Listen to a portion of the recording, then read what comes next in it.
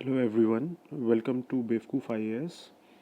I have uploaded the introductory video for this program of 40 years PYQ, analysis and psyche. So आज हम अपना सबसे पहला lecture start करने जा रहे हैं which is on science and technology. इसके अंदर हम क्या करेंगे उसका मैं एक ओवरव्यू आप लोगों को दे देता हूँ। देर आर टू मेथड्स, एक है नॉलेज बेस, एक है ट्रेंड बेस, और जब ये दोनों मिल जाते हैं तो वो यूपीएससी इसकी डिमांड करता है। इस साल भी वही होगा। तो नॉलेज बेस के अंदर हम दो तरीके से फॉलो अप कर सकते हैं। For example science and tech के लिए स्पेसिफिकली, या तो हम 40 इयर्स के पीवाईक्यू क्वेश्चंस रख लें अपने पास में और उसके एक्सप्लेनेशंस हम लोग एक्सप्लेनेशंस के जितने भी ऑप्शंस आते हैं उसके अंदर हर एक पर्टिकुलर क्वेश्चन के अंदर जो ऑप्शन होता है उसके एक्सप्लेनेशन तैयार कर लें, राइट। या फिर हम कोई भी किसी भी कोचिंग का कन्वेंशनल कोचिंग का मटेरियल लें। फॉर एग्जांपल जैसे मैंने उड़ान का लेता था, मैं ओनली आईएएस का, और इस वाले केस में मैं सिनॉप्सिस का लेता था। पीवाईक्यू वाले केस में उड़ान की बुकलेट में मैं जाता था और वहाँ पर मार्क करता था कि 2018 में ये वाला क्वेश्चन आया है, ये वाला रिपीटेशन आया 1985 के अंदर भी। तो इस तरीके से मैं मार्क कर लेता था और उसके एक्सप्लेनेशंस को मैं बार बार रिवाइज करता था।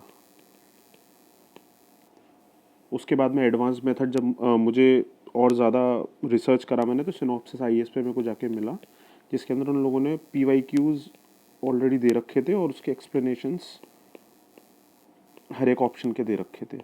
तो ये दोनों मेथड्स हैं। मैं कोशिश करूँगा कि मैं दोनों कराने की कोशिश करूँ, बट मेजॉरिटी में हम लोग इस पे चलेंगे क्योंकि ये कंसाइज्ड है और ड्यू टू पिकॉसिटी ऑफ टाइम ये हमें जल्दी करा देगा। ये हमारे लिए फास्ट इनफ है। ओके, तो कुछ इस तरीके से होते हैं दोनों, मैं आपको दिखा देता हूँ।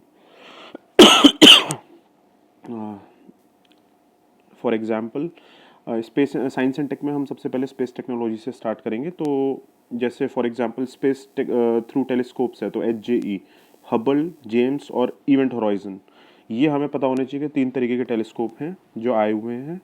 और फॉर एग्जांपल पल्सार्स है, तो इस पर 2023 में क्वेश्चन आया, 1983 में आया, 1989 में आया। उसके अलावा ब्लैक होल पे क्वेश्चन आ चुका है 1989 में, उसके बाद भी रिपीट हुआ है ब्लैक होल, ऐसा नहीं है कि रिपीट नहीं हुआ है, वो मैंने लिखा सिर्फ एक ही का है। फिर उसके अलावा आपका आया ऑर्बिट्स के ऊपर, और ऑर्बिट्स के ऊपर आता ही रहता है, ऐसा नहीं है कि आता नहीं है। जैसे लोअर अर्थ ऑर्बिट हो गया या मिडिल अर्थ ऑर्बिट हो गया, इन पे क्वेश्चंस आते ही रहते हैं। जियो स्टेशनरी GEO पे आया था, जियो सिंक्रोनस इक्वेटोरियल ऑर्बिट पे 2011 में क्वेश्चन। फिर टाइप ऑफ सैटेलाइट पे क्वेश्चन आता है, ये रहा। इसके अंदर तो काफ़ी ज़्यादा आते हैं। नेविगेशन सैटेलाइट पूछ लिया था 2023 में आई थिंक। उसके अलावा आपका लियो, मियो और हियो, तो इसके अंदर क्या है, लो अर्थ ऑर्बिट है, ये मिडिल अर्थ एंड ये हाई एल्टीट्यूड वाला जो रहता है। तो इसके अंदर हमें पता होना चाहिए कि 200 से 2000 किलोमीटर्स पे कौन सा जा रहा है, MEO का जा रहा है कितने पे जा रहा है, 35,000 तक। उसके अलावा HEO का कितने पे जा रहा है, 36,000 किलोमीटर्स तक जा रहा है। जियो स्टेशनरी सैटेलाइट्स क्या होते हैं, ये चीज़ें, तो ये सब हम ना अभी करेंगे। तो इस तरीके से मैंने मार्कअप कर लिया था। फॉर एग्जांपल जो लॉन्च व्हीकल्स इसरो यूज़ करता है, 2018 में क्वेश्चन आ गया था उसके ऊपर। तो PSLV क्या है, पोलर सिंक्रोनस लॉन्च व्हीकल हो गया, आपका जियो सैटेलाइट लॉन्च व्हीकल हो गया, PSLV sorry, polar satellite launch vehicle, और GSLV, जियो सिंक्रोनस सैटेलाइट लॉन्च व्हीकल। तो इस तरीके से हम लोग को ये पता होना चाहिए। उसके अलावा आपके आते हैं रॉकेट इंजन्स के ऊपर क्वेश्चन, 1995 में आया, 2008 में आया, रिपीटेशन हुआ होगा बाद में कहीं ना कहीं, और इन केस नहीं हुआ है तो वो आ सकता है। तो हम लोग को ये चीज़ें देख के रखनी है। क्रायोजेनिक इंजन पे 1995 में क्वेश्चन आया, 1999 में आया, रिपीटेशन। ऐसे कई सारी चीज़ें हैं जो रिपीट हो रही हैं। कम्युनिकेशन सैटेलाइट्स पे इनसेट वगैरह पूछ लिया, अर्थ ऑब्जर्वेशन सैटेलाइट आ गए, या कार्टो सेट वगैरह के ऊपर क्वेश्चन आ गया। ये नेविगेशन सैटेलाइट पे आयरन एस नेविक का काफ़ी आया यूपीएससी में। एस्ट्रो सैटेलाइट्स कौन से हैं उस पर क्वेश्चन आ जाता है। ये टेलीस्कोप के ऊपर जेम्स वेब आ गया। तो ये मैंने इस तरीके से इसमें करा हुआ था। एक तो तरीका ये है। दूसरा तरीका और एडवांस है, वो इस तरीके से है। दूसरा तरीका है ये स्पेस टेक्नोलॉजी। इसमें टेबल ऑफ कंटेंट्स दे रखे हैं सिनॉप्सिस वालों ने। स्पेस टेक्नोलॉजी फर्स्ट टॉपिक है हमारा। सेकंड टॉपिक है हमारा, इसके बाद में third is nuclear, second is defence technology, third is nuclear technology, इस तरीके से। Fourth one is the biotech, biology, health technology. Fifth one is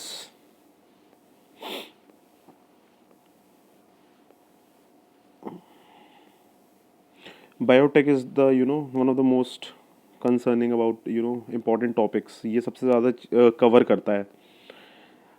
IT, computers and cyber security sixth. इसी में इमर्जिंग टेक्नोलॉजीज भी आ जाती हैं, emerging takes.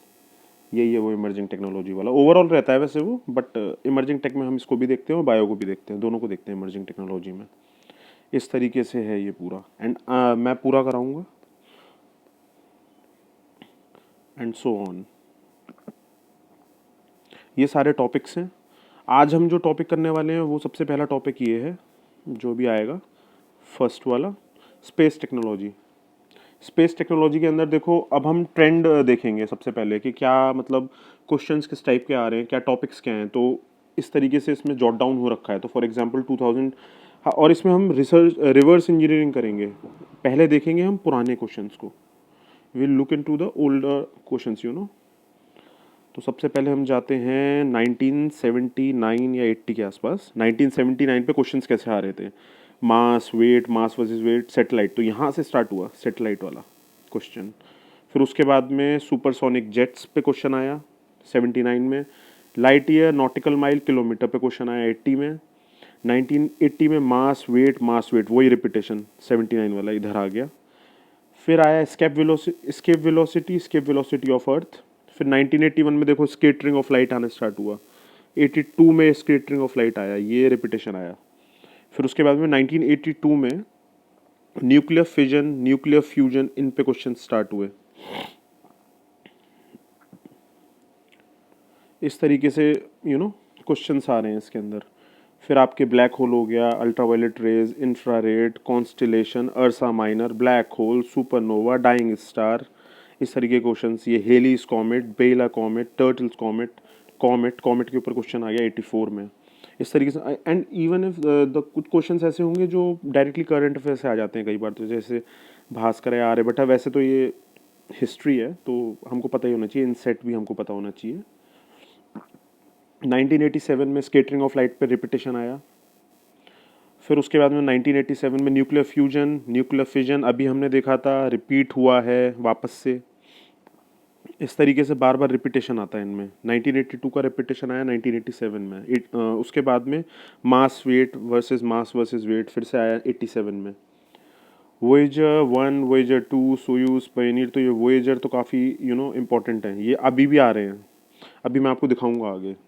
They are still asking this questions. फिर 1988 में Chandrasekhar limit, supernova, dying star, ये वापस repeat है। 1989 में सुपरनोवा वापस, डाइंग स्टार फिर से, ब्लैक होल अभी हमने देखा था वापस आया। अब देखिए 1989 में पल्सर आया, यही पल्सर जो यूपीएससी 2023 में पूछा गया है ना, यही pulsar. Atomic clocks, white dwarf, quartz clock. फिर उसके बाद में 1990 में photo electric effect, Doppler, Stark, Zeeman. देख लेंगे, मेन इंपॉर्टेंट ये है फोटो इलेक्ट्रिक वाला। 1993 में फिर से वापस पल्सर। 2023 में अब देखिए पल्सर कितना आएगा, 2023 तक जाएगा पल्सर। इस तरीके से क्वेश्चंस आ रहे हैं इसमें। ब्लैक होल, क्वाजा, देखो ब्लैक होल भी रिपीटेशन पे आया है। उसके अलावा 1994 में अर्थ्स मैग्नेटिक इक्वेटर। फिर 1995 में क्रायोजेनिक इंजन, अभी मैंने बुकलेट में दिखाया था क्रायोजेनिक इंजन, ये यहाँ पर पूछा गया। रॉकेट्स पूछे गए। सोयूज देखिए 98 में फिर से रिपीट हुआ। सैटेलाइट 96 में रिपीट हुआ। 1999 में क्रायोजेनिक्स, यही सेम चीज़ वापस से रिपीटेशन आया है। उसके बाद में 2001 में मैंने बुकलेट में अभी स्पेस रिसर्च जितने वाले दिखाए थे वो इसी के अंदर थे, बुक के अंदर डायरेक्ट दे रखे हैं, तो मैंने वहाँ से कर लिया था। या फिर यहाँ पे भी मैंने एक्सप्लेन, मतलब यहाँ पर भी एक्सप्लेनेशन दे रखा है पूरा, वहाँ से हम देख लेंगे। 2002 में फिर से सैटेलाइट पे क्वेश्चन, 2002 क्रायोजेनिक आ गया वापस से, इंडियन नेशनल सैटेलाइट सिस्टम यही वाले क्वेश्चंस वापस से आ रहे हैं। जियो स्टेशनरी ऑर्बिट आ गया इसमें इधर, अभी हमने लो अर्थ ऑर्बिट और ये सारे करे थे, इसी तरीके से जियो स्टेशनरी ऑर्बिट भी है। उसके अलावा फिर बीच में थोड़ा सा चेंज हुआ है, एडू सेट, विज्ञान रैल, ये सब थोड़े से करंट अफेयर्स बेस्ड आने लग गए। फिर हम देखते हैं आगे 2000, देखिए कॉमेट का फिर से आया, हेलीज कॉमेट का। तो हमको एक दो ऑप्शन भी पता हो ना, तो वहाँ पे हम वी कैन एज मिल जाता है हम लोगों को। तो ये हमको पहले से पता होने चाहिए। जैसे देखिए 2008 में इंजन के ऊपर वापस जेट इंजन, रॉकेट इंजन। क्या है ये? सैटेलाइट के लॉन्चिंग व्हीकल्स के इंजन ही तो हैं, और क्या है? या फिर बैलिस्टिक मिसाइल्स और इन सब के इंजन है, बट वो हम डिफेंस में करेंगे। अब 2008 में देखो कैसिनी मिशन आया, और स्प्लिट और ये। अब देखते हैं आगे रिपीटेशन किसका हो रहा है। कैसिनी मिशन का रिपीटेशन आएगा, अभी आगे आ जाएगा। उसके अलावा आपका 2011 में आर्टिफिशियल सैटेलाइट्स फिर से रिपीट हुआ। 2011 में कम्युनिकेशन सैटेलाइट भी आया, देखो जियो आ गया, अभी थोड़ी देर पहले बुकलेट में भी दिखाया था। देखिए कैसिनी मिशन फिर से आया, यही 2008 वाला घुमा फिरा करके 2014 में लेटेस्ट में पूछा गया। वोएजर मिशन देखिए, पुराना पूछा गया, सेम वो 80s में जो वोएजर चल रहा था वही वाले। ये 2008 के आसपास पूछा गया ये वाला। देखिए इंडियन रिमोट सेंसिंग सैटेलाइट, ये क्या है? ये कम्युनिकेशन सैटेलाइट ही तो हैं, और क्या है ये? और सॉरी, कम्युनिकेशन नहीं, ब्रॉडकास्टिंग सैटेलाइट उस तरीके से आपका क्या बोलते हैं, ये इमेजिंग सैटेलाइट्स हैं, सॉरी। और आपका फिर आया मार्स ऑर्बिटर मिशन, एस्ट्रोसेट, ये ईलीजा प्रोजेक्ट। ये सब इन्हीं, ये अभी जो हमने पुराने जितने भी प्रोजेक्ट्स देखे हैं ना, उन्हीं के ये लेटेस्ट में वो हैं एप्लीकेशंस। तो ये अब वो वैसे पूछ रहा है। उसके बाद में देखिए 2018 में वापस से PSLV, GSLV, वही सेम बुकलेट में भी देखा था। तो ये सब हम पढ़ेंगे। मैं ये सब अभी इसलिए बता रहा हूँ जिससे हम हम लर्न करेंगे। अभी हमारी लर्निंग स्टार्ट होगी। तो ये मैं आपको दिखा रहा हूँ कि कितना ज़्यादा रिपीटेशन है क्वेश्चंस का। तो अगर हम PYQs 40 ईयर्स के अच्छे से लगा लें तो बहुत सारी चीज़ें हम लोग को, देखिए 2023 का ये पल्सर आराम से आ गया। इस बार हम नेबुला भी कर जाएंगे, ये भी कर जाएंगे। सैटेलाइट नेविगेशन सिस्टम कितनी बार, IRNSS आ गया, नाविक आ गया, कितनी बार आएगा? देखिए यही वाला लीजा प्रोजेक्ट था, इसी का इवॉल्व लीजा आ गया वापस से। Lisa pathfinder, evolve Lisa, Voyager देखिए वही पुराना वाला। एक ऑप्शन भी पता है तो वहाँ से हम खेल सकते हैं। तो इस तरीके से स्पेस टेक यहाँ पर कंप्लीट होगा। तो आपने, I hope you are getting it what the trend is, कि हमको PYQs क्यों ज़रूरी है करने। In fact in science and technology also static आपका स्ट्रॉन्ग होना चाहिए, चीज़ें हो जाएंगी। ऐसा नहीं है कि कुछ वो अलग से नया पूछ रहा है। They all are asking you from the same things, but वो ये कि उनके इवॉल्व जो वर्जन्स आ गए हैं अभी, या लेटेस्ट में थोड़ा आ गया, वो तो हम देख ही लेंगे इसमें।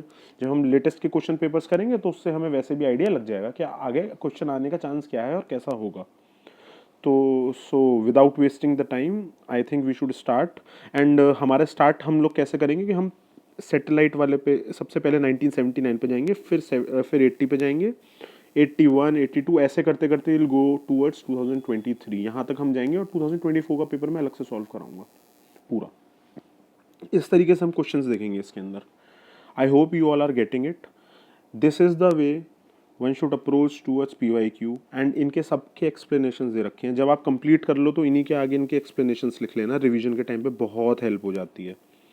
यहाँ पर इन जगहों पे स्पेस खाली है, आराम से यहाँ पे लिख लीजिएगा। और इंट्रोडक्टरी वीडियो जो मैंने इस प्रोग्राम का बनाया है वो मैं डिस्क्रिप्शन में अपलोड कर दे रहा हूँ, वहाँ से आप प्लीज़ इंट्रोडक्टरी वीडियो भी देख लीजिएगा जिन लोगों को ये डायरेक्टली समझ में नहीं आ रहा हम कर क्या रहे हैं।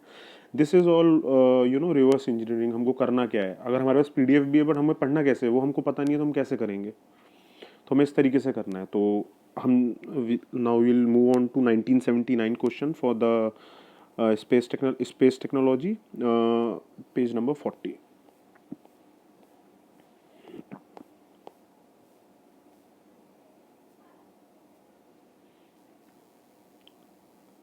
ये आपका आ गया 81, 79,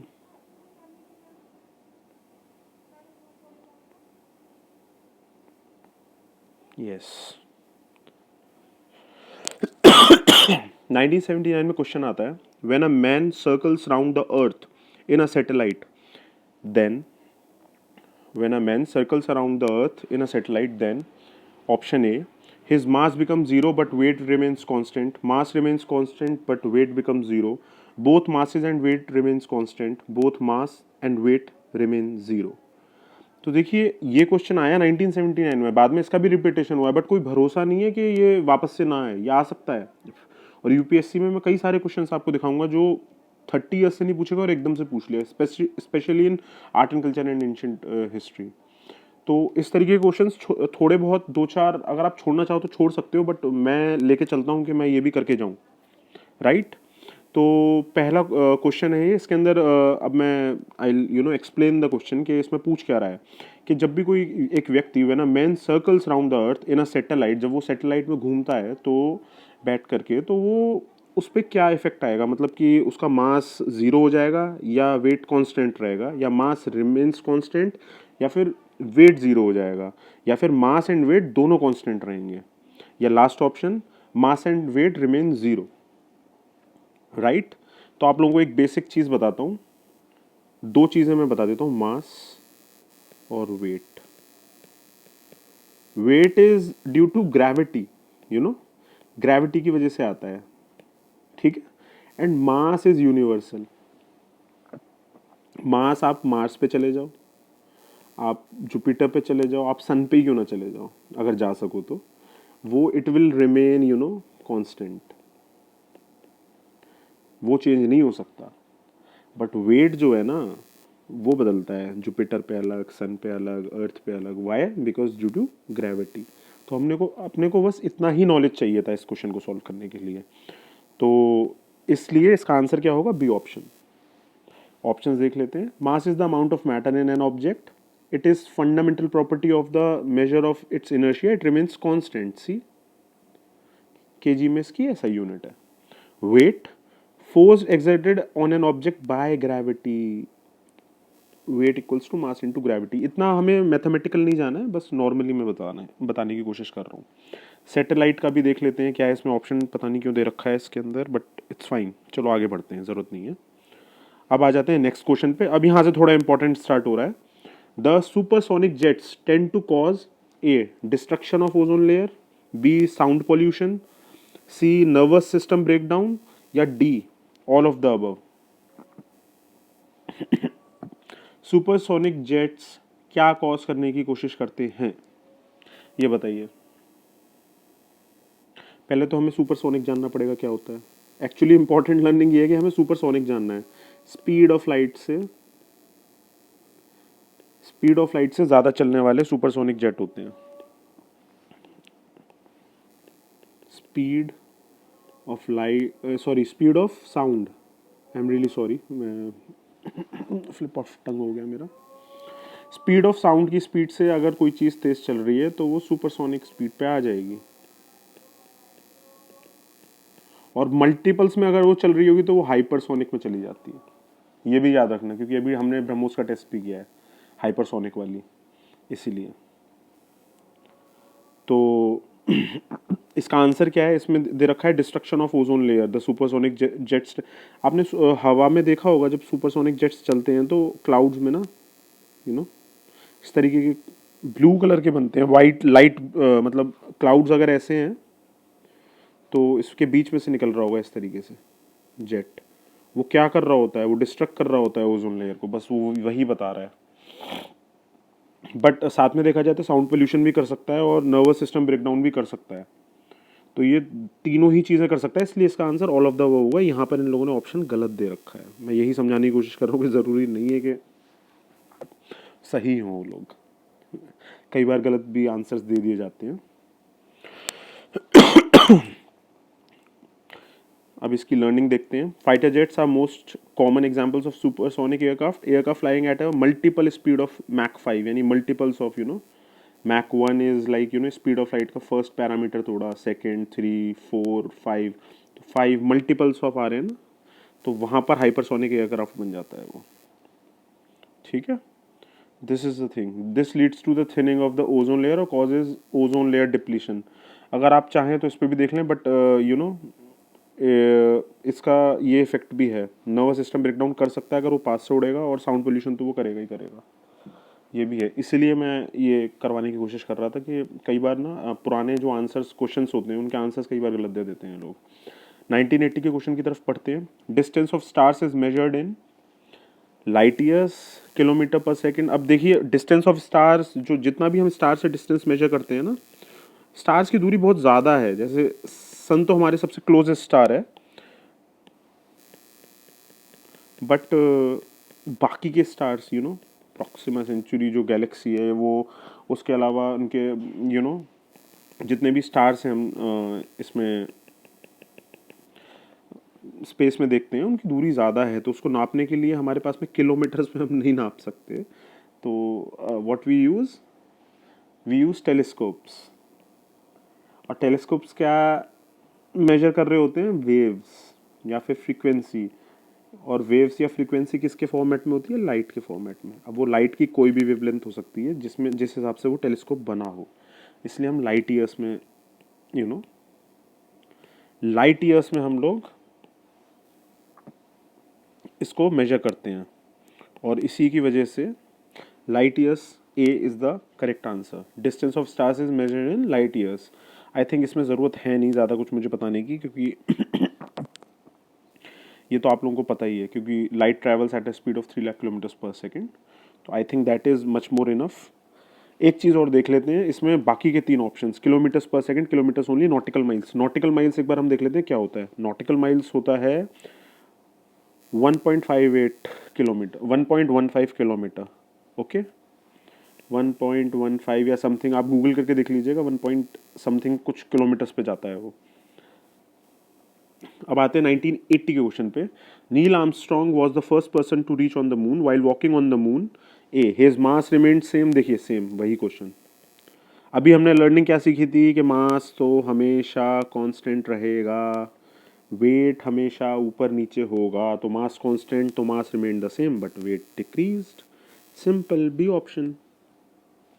अब next question, the escape velocity from the earth surface is about. देखिए एस्केप वेलोसिटी पूछ रहा है, अब आता नहीं है पर फिर भी याद रख लीजिएगा, 11.2 किलोमीटर पर सेकेंड। बाकी तो ज़रूरत है नहीं, वैसे इसका 9.8 मीटर पर सेकेंड स्क्वायर इसका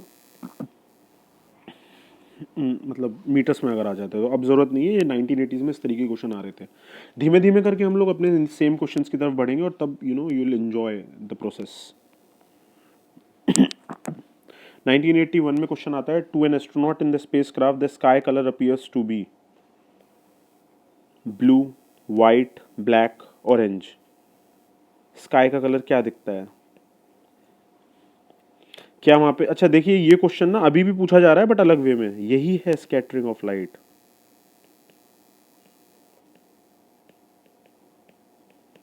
यही फिनोमेना है स्कैटरिंग ऑफ लाइट का, जिसके अंदर लाइट रेज जो होती हैं वो स्ट्रेट पाथ की जगह स्कैटर करने लग जाती हैं।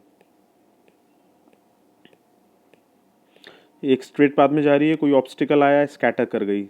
तो क्लाउड्स होते हैं, आपके वाटर वेपर्स होते हैं स्काई के अंदर, वो स्कैटर कर देते हैं लाइट को। इस वजह से स्कैटरिंग ऑफ लाइट होती है। और you know Tyndall effect generate होता है, जिसका मतलब ये है कि एक ऐसी वेवलेंथ जनरेट होगी जो दूर तक जा सकती है, और सबसे ज़्यादा दूर तक हमें दिखती है ब्लू कलर की लाइट।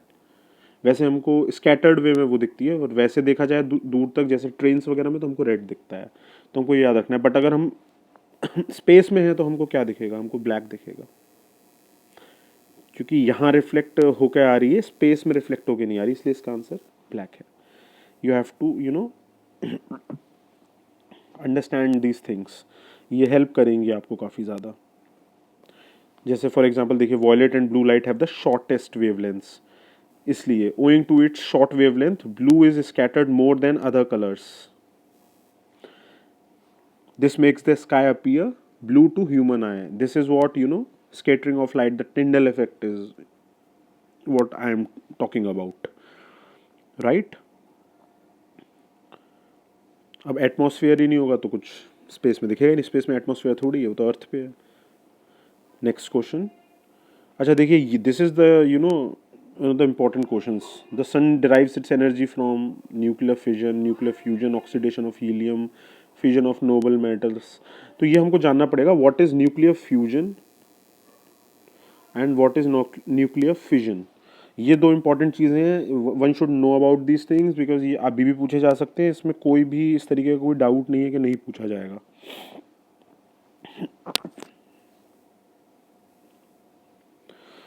तो सबसे पहले हम करते हैं न्यूक्लियर फ्यूजन पे बात,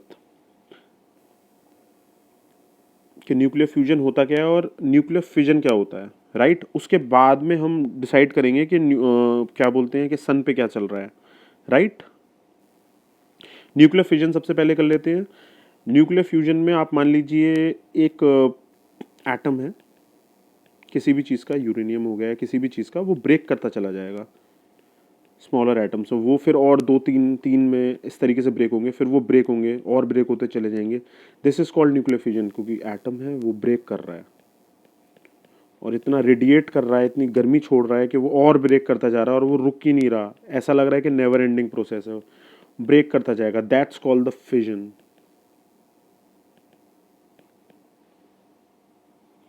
राइट। और उसके बाद में उसमें क्या होता है, दिस इज अ अभी मैंने बताया कि जब ये रिलीज हो रहे हैं तो हीट तो जनरेट होगी, तो ये एक्सोथर्मिक रिएक्शन है, right. Huge amount of heat is released, so that's why ये रहा एक्सोथर्मिक रिएक्शन है। ये टू और मोर डॉटर एटम्स में कन्वर्ट होता चला जाता है, फिर लाइटर होता जाएगा, इस तरीके से ये चलता जाता है। और ये नेचुरली अगर नहीं करता है, ओके, नेचुरली अगर नहीं करता, अगर नेचुरली अगर नहीं कर रहा है तो सन पे तो नहीं होगा ना, ये भी हमको सोचना पड़ेगा। और बॉम्ब्स वगैरह इसी से बनाए जाते हैं, ओके। अब हम आ जाते हैं न्यूक्लियर फ्यूजन, जो कि सन यूज कर रहा है, इसका आंसर न्यूक्लियर फ्यूजन है। उसमें क्या हो रहा है, यहाँ पे दो ऑब्जेक्ट्स ना ज्वाइन कर रहे हैं, यहाँ पे ब्रेक नहीं होता है, यहाँ पे ज्वाइन होता है। Joining means fusion. जब भी न्यूक्लियर फ्यूजन की बात है, फ्यूजन इसका मतलब क्या है, ज्वाइन कर रहे हैं, दे आर ज्वाइनिंग, ओके। उससे क्या बन रहा है, लार्जर एटम बन रहा है। स्मॉलर एटम्स दो आए, उन्होंने लार्जर एटम बनाया, राइट। और ये एंडोथर्मिक होता है, यानी कि एनर्जी एब्जॉर्ब करता है, requires absorbing energy to fuse, right. और ये नेचुरली अकर करता है, और वो कैसे करता है, हाइड्रोजन हाइड्रोजन मिला, बड़ा एटम बन गया H2 का, इस तरीके से फिर वो उसमें सन के ऊपर यू नो रिएक्शन से स्टार्ट हो गए। हाइड्रोजन तो आपको पता ही है कितना रिएक्टिव है, इसलिए इस तरीके से these things work. For example, इसका एग्जाम्पल क्या है, हाइड्रोजन बॉम्ब। अब देख लेते हैं इसके अंदर क्या क्या है। एक हाइड्रोजन बॉम्ब देख गया, नेचुरली है, अकरिंग कर रहा है, सेवरल टाइम्स ग्रेटर है, एंडोथर्मिक रिएक्शन है, टू और मोर एटम्स को कंबाइन करके लार्जर एटम बनाता है। It is done. Next question 1984, which comet appears after 76 years and likely to appear in 1986? सी 1986 में आने वाला था, तो इसलिए अब कब आएगा, 76 ईयर्स बाद आएगा, तो 86 से लगा लो आप। 76 ईयर्स कितने होते हैं, कितने होते हैं 76, 86, 96, 108, 30 ईयर्स बैक, 56 से भी पहले जाएगा, अभी 50s में आएगा अराउंड, राइट। और इसका नाम क्या है, याद रखना, हेलीज कॉमेट, ठीक है। कॉमेट होता क्या है ये भी हम, I think I have to बताना पड़ेगा। कॉमेट क्या होते हैं, कॉमेट ना सन जैसे है, सन के चारों तरफ प्लैनेट्स घूम रहे हैं इलिप्टिकल ऑर्बिट्स में, एक तरीके से। कॉमेट क्या होगा ना, इस तरीके से, उसकी उसकी ऑर्बिट भी ऐसी है, बट बहुत थोड़ी अलग है, वो बहुत डिस्टेंस कवर करते हैं, और 200 ईयर्स लग जाएंगे उनको, वन या फिर उससे कम लग जाएंगे ऑर्बिट को क्रॉस करने में, तो वो भी ऐसी हैं। But what they are actually, they are not planets, they are not even dwarf planets, they are very small, frozen, few kilometers या कुछ मीटर्स में रहते हैं, फ्रोजन गैसेस होंगी या फिर फ्रोजन डस्ट के पार्टिकल्स, इस तरीके से कॉमेट ऐसा सा होगा। डस्ट पार्टिकल फ्रोजन या फ्रोजन गैसेस, या फिर आपका मेटल्स भी हो सकते हैं उसके अंदर, वो कॉमेट रहता है। वो भी अर्थ की तरह ऑर्बिट करता है, ऐसा नहीं है कि वो ऑर्बिट नहीं करता, तो ये याद रखिएगा वो ऑर्बिट करता है। अब देखते हैं हेलीज कॉमेट का क्या सीन है। 1986 में देखा गया था आज की डेट से, और अब आएगा 2061 में। ठीक है, तो हो सकता है यूपीएससी 2059 में क्वेश्चन पूछ ले, राइट। उसको 75 से 76 ईयर्स लग जाते हैं। बिएलास कॉमेट क्या है? बिएलास कॉमेट है, बिएलास कॉमेट और comet Biela was a periodic Jupiter family comes first recorded in 1772 1826। अच्छा, उसके बाद वो देखा ही नहीं गया, कोई बात नहीं। टर्टल्स, ये सिर्फ लर्निंग है, हमें इसको ज़्यादा याद करने की जरूरत नहीं है, हमें हेलीज कॉमेट पता होना चाहिए। टर्टल्स कॉमेट क्या है? 1995 में oscillating orbital period of 133 years. Okay fine, अभी तो ये आने नहीं वाला, अभी तो खैर फिलहाल में 2100 समथिंग में आएगा। नेक्स्ट देखते हैं द फर्स्ट 1984 का question. The first geostationary satellite launched by India is, बताइए। जियो स्टेशनरी पूछा है उन्होंने, फर्स्ट सैटेलाइट नहीं पूछा, ये बात याद रखिएगा। Aryabhata is the first satellite launched, but geostationary वाला सबसे पहला था Apple. Ariane passenger payload experiment, first experiment था जियो स्टेशनरी कम्युनिकेशन सैटेलाइट का। ओके, कम्युनिकेशन सैटेलाइट क्या होते हैं? कम्युनिकेशन, बस हमको ये चीज़ें बेसिक्स पता होने चाहिए, कम्युनिकेशन सैटेलाइट होते क्या हैं।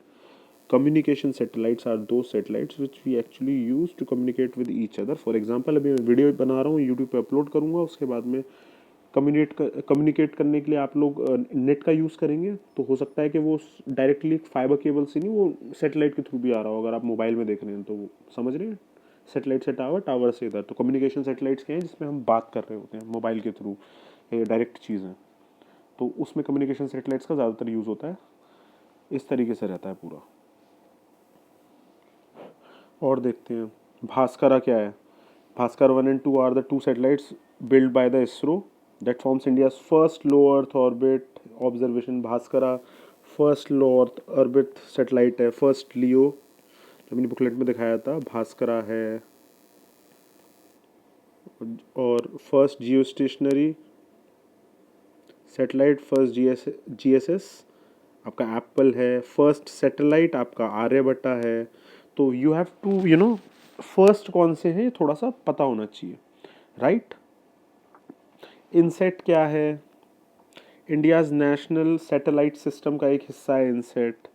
ये क्या करता है? टेलीविज़न, कम्युनिकेशन कंट्री के अंदर, खास करके रिमोट विलेजेस, वहाँ तक पहुँचाने का जिम्मा इसका है। वेदर फोरकास्टिंग भी देता है, डिज़ास्टर वार्निंग सिस्टम भी देता है। एक तरीके से फॉर एग्जांपल जैसे आपका ये होते हैं ना आपके रिमोट सेंसिंग सैटेलाइट, उस तरीके से भी काम करता है, साथ में कम्युनिकेशन का भी काम करता है। Next question 1985। Black hole is a magnetic dark cavity, name of the star, a hole in the moon, a dying star. Black hole क्या है? पहले तो आप ब्लैक होल समझ लीजिए, वर्ल्ड में सबसे ज़्यादा ग्रेविटी किसी चीज़ की है, तो वो एक तरीके से, मैं ये तो नहीं कहूँगा कि डार्क मैटर की जा रही है, बट अभी तक जो हम पता लगा पाए हैं, जो विजिबिलिटी में हमें जो पता है, वो ब्लैक होल की है, मतलब जिसके हमारे पास प्रूफ्स हैं प्रॉपरली देखे हुए, वो ब्लैक होल की है विजिबिलिटी। उसके अलावा ब्लैक होल होता क्या है? A black hole is a region of space and time where gravity is so strong that nothing including light और other electromagnetic waves have enough energy to escape it. कोई भी चीज़ escape ही नहीं कर सकती, वो है ब्लैक होल। और ये कब बनता है? जब एक तारा ना, तारे की डेथ होती है, जब एक स्टार की डेथ होती है, जब एक स्टार जब मरता है, तो वो अपनी ही ग्रेविटी इतनी बढ़ चुकी होती है कि उसी के अंदर सबसाइड कर जाता है, और वो उसी के अंदर ख़त्म होता चला जाता है। उसकी वजह से in fact the light can't even pass through it, वो इतना लाइट को भी खींच लेता है, इतना ज़्यादा उसका मास हो जाता है। The gravity is so strong because matter has been squeezed into a tiny space. This can happen when a star is dying because no light can get out of it, they are invisible. Got it? तो एक dying star है ये। Supernova क्या होता है, ये भी learning देख लेते हैं। Supernova is a powerful and luminous explosion of star. जब एक स्टार फटता है ना, that's called supernova. It is a transient astronomical event occurring during the last evolutionary stages of a massive star or when a white dwarf is triggered into runaway nuclear fusion. जब nuclear fusion, मान लीजिए सन है, सन का nuclear fusion खत्म हो गया तो वो that will become a white dwarf. White dwarf एक स्टेज होती है स्टार की लाइफ की। स्टार की कई सारी स्टेजेस होती हैं, उनमें से एक वाइट ड्वार्फ होती है। वाइट ड्वार्फ होने के बाद में एकदम ठंडा दिख जाएगा, वाइट दिखेगा, जैसे मून दिखता है उस तरीके से दिखेगा, उससे भी बेटर। फिर उसके बाद में जब उसका मास हैवी होता चला जाता है, ग्रेविटी बढ़ती चली जाती है, एंड में वो सबसाइड कर जाता है अपने अंदर ही, तब बनता है वो ब्लैक होल। उससे पहले वो फटेगा और फिर अंदर होगा, तो वो है supernova. Got it? Next question, Ursa Minor is what? Simple question है ये। There is one thing called Ursa Minor, right? और वो सिंपल सा इसका आंसर ये है, a group of stars that from the little dipper in the most northern constellation. बस इतना आपको याद करना है, इससे ज़्यादा आपको इसके बारे में जानने की ज़रूरत है नहीं, राइट? बाकी उसके अर्सा मेजर भी है, अर्सा माइनर भी, ओरायन है, टॉरस है, एक्सेट्रा, वो सब आपको स्टार्स दिखे जाएंगे वहाँ पे। नेक्स्ट क्वेश्चन देखिए, 1986 में ब्लैक होल फिर से रिपीट होता है। Black hole does not emit any radiation, converts UV radiation to infrared radicals, absorbs all the radiation that fall on it, is an imaginary concept. अभी मैंने थोड़ी देर पहले बताया था कि ब्लैक होल तो लाइट भी ले लेता है, पूरा खींच लेता है लाइट को भी अंदर की तरफ, तो फॉल ही तो कर रहा है, थोड़ी देर पहले बताया। सिंपली इसका आंसर हो जाएगा absorbs all the radiations that fall on it. हमको इस तरीके से करना है क्वेश्चन को। Got it?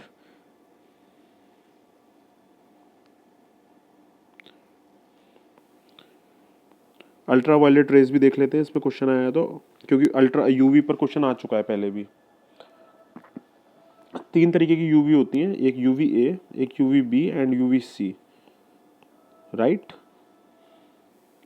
90% of the UV radiation जो अर्थ पर आ रहा है वो यूवी ए का आ रहा है, यूवी बी का आ रहा है। It is a biological very active but it can not penetrate beyond the superficial layers of the skin. It is responsible for the delayed tanning and burning of the skin. In addition to these types of short-term effects, it enhances early skin aging and significantly promotes the development of various skin cancers. Most solar UVB is filtered by the atmospheric layer. यानी UV A ही आ पाते हैं, UV B खतरनाक है थोड़ी सी, वो नहीं आती है। और सबसे ज़्यादा खतरनाक है UV C. It is the most damaging lot of the UV radiation, however it is completely filtered by the atmosphere and does not reach the surface of the earth generally. You have to understand this, right? Ultraviolet rays जो है वो साथ ही साथ में visible light और X ray, visible light और X ray के बीच का जो 400 nm वाला 100 nm से 400 nm तक जितना भी चल रहा है वो अल्ट्रावायलेट रेज में आता है। इंफ्रारेड रेज आ गया। इंफ्रारेड रेज क्या होती है वो भी देख लेते हैं, जहाँ पे 700 nm की से 1 mm तक जाए, दैट्स व्हाट इंफ्रारेड इज। कई बार आपने देखा होगा आपके जो रिमोट्स में यूज़ होता है, टीवी के remotes, that's what infrared infrared LED is doing. But वो हमको आंखों से दिखती नहीं है, बट आप कैमरे से देखोगे तो इंफ्रारेड कैमरा पकड़ लेता है तुरंत लाइट को। कभी देखना आप रिमोट जला करके, उसके अंदर दिखेगा। तो that is what infrared is all about. दूसरी चीज़ हम इंफ्रारेड के बारे में जान लेते हैं कि इंफ्रारेड विजिबल लाइट से ज़्यादा दूरी तक जाती हैं, बट रेडियो वेव से शॉर्ट होती हैं। मतलब रेडियो वेव्स जितना दूर जा पा रही हैं उतनी दूर आपका इंफ्रारेड नहीं जा सकता, बट विजिबल लाइट से ज़्यादा दूर तक इंफ्रारेड जा सकता है। ओके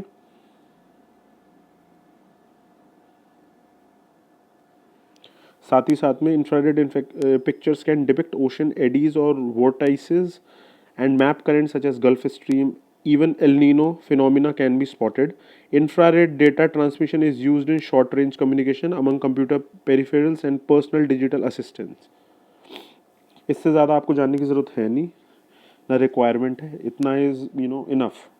अब देखिए 287 में क्वेश्चन आता है, to a person on the moon the sky appears, see वही अभी थोड़ी देर पहले एस्ट्रोनॉट वाला क्वेश्चन आया था, स्पेस वाला, कि स्काई कैसा दिखेगा, बात हुई थी कि स्केटरिंग ऑफ लाइट तो स्काई में अर्थ के ऊपर हो रही है ना, बाहर से थोड़ी हो रही है, मून पे थोड़ी हो रही है, स्पेस में थोड़ी हो रही है, तो कैसा दिखेगा, ब्लैक ही तो दिखेगा।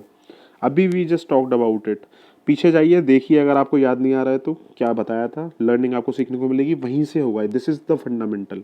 हमको बस यही पता होने चाहिए और होता चली जाएंगी चीज़ें। अब आइए 87 पे दूसरा question, the star receive their energy from which of the following. अभी देखिए, स्टार का भी बताया था, सन क्या यूज कर रहा है, उसमें एटम्स टूट रहे हैं या जुड़ रहे हैं, लार्जर एटम बना रहे हैं, लार्जर बना रहे हैं, राइट। हाइड्रोजन हाइड्रोजन मिलके लार्जर एटम बना रहे हैं। जब लार्जर एटम बना रहे हैं तो इसका मतलब क्या है, फ्यूज हो रहे हैं वो एक दूसरे में, इसका मतलब क्या है, फ्यूजन। तो क्या हो रहा है, न्यूक्लियर फ्यूजन। अभी भी याद नहीं आ रहा, पीछे जाइए, उसमें रिवाइंड कीजिए, थोड़ा सा बैक जा करके देखिए, मैंने वहाँ पर एक्सप्लेन करा है अच्छे से, आपको चीज़ें समझ में आनी स्टार्ट हो जाएंगी कि क्वेश्चंस आ कैसे रहे हैं इसके बाद में। Got it. अब चीज़ें समझ में आ रही हैं, अब आपका स्पीड में होंगी चीज़ें थोड़ी सी। अब ये क्वेश्चन इस तरीके से आ रहे थे 1987 में, तो ये अब हमारे यूज़ के नहीं है क्योंकि इस तरीके से क्वेश्चन आ नहीं रहा है आज की डेट में। Next question, which of the following was the first to escape out of solar system. अब सोलर सिस्टम से सबसे पहले स्केप आउट कौन सा हुआ था, तो पोइनेट 10 है, इसको आप याद रखिए जस्ट फॉर जनरल नॉलेज। आज की डेट में आई डोंट थिंक इतना रेलेवेंस है। Next question, the limit beyond which star suffer internal collapse is called. इसी को बोलते हैं चंद्रशेखर लिमिट। अभी हमने थोड़ी देर पहले बात करी थी ना कि स्टार कोलैप्स कर जाता है, सुपरनोवा वाला केस, राइट। Instead, continuous, एक second. According to the Chandrasekhar limit, a star having a mass more than 1.44 times than that of the sun does not form a white dwarf, but instead continues to collapse, blows off its gaseous envelope in a supernova explosion, and becomes a neutron star. Got it?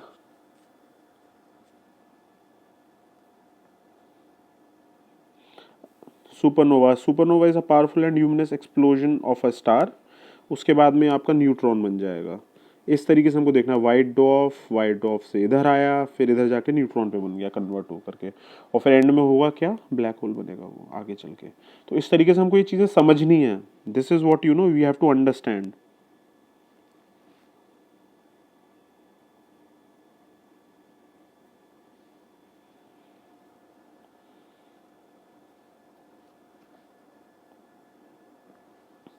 I think इसके अंदर हम stages of stars भी देख सकते हैं। For example के सबसे पहली स्टेज क्या है स्टार्स की, स्टार की स्टेजेस हम you know we can search on the net, stages of star.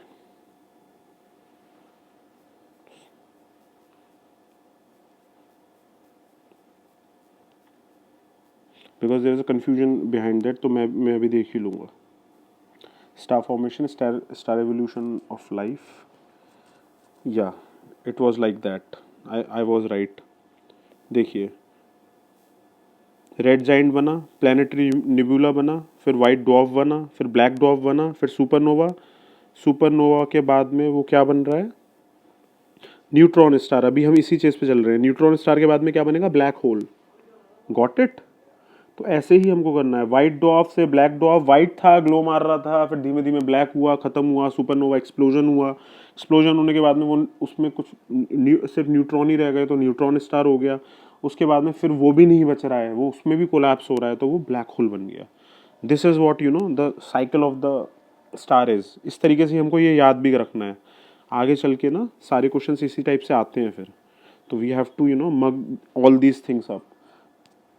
Next question. On the moon, astronauts inflate a rubber balloon with a hydrogen gas and release it at a height of 2 meters. The balloon will fall down, go upwards, remain at the height of 2 meters, first go up and finally come down. तो क्या है, inflate rubber balloon with hydrogen gas and release it in the air of 2 meters.